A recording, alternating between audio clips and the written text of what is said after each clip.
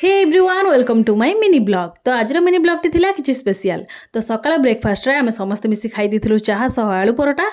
Then आमे लागि पडिथिलु आम काम रे। तो आपण माने मो हालत देखि जानि परथिए मु कोन करूथली। जेमति कि आपण मो प्रीवियस मिनी ब्लॉग रे देखिथिले हमर घर काम चलछि। तो आज भी ठीक सेम काम ही चलछि। तो आपण माने भाबुथिबे कि मु ए सब काम कोन पाई करूछि। तो ए सब काम करिवार मोर मेन रीजन होछि मु चाहे कि मो बापा बो जेमति रियलाइज न करु तांकर पुओ नाही बोली। तो सेति पई मु मो द्वारा असंभव काम को भी करबा पई चेष्टा करे। बापा बों को सीना बुझे दिए मन भी बहुत कष्ट हुए। मुझे भावे शायद मोर भी गोटे भाई था जी मत ट्रिट कर पारि था। एनीवे भाई नथिले कौन ला बड़ भौणी मैंने तो अच्छा ना जी मत भी बड़ भाई बोली ट्रिट कर। तो आज थिला संडे। तो संडे आसीला रोही माछ। तो सकाळे पखाल सहित रोही माछ भजा खाई देइथिलु। देन खरा बेले हिथिला भात सह माछ तरकारी। तो काम एपटे चली थाए। तापर आमे समस्त मिसी टिके आइसक्रीम खाईदेलु।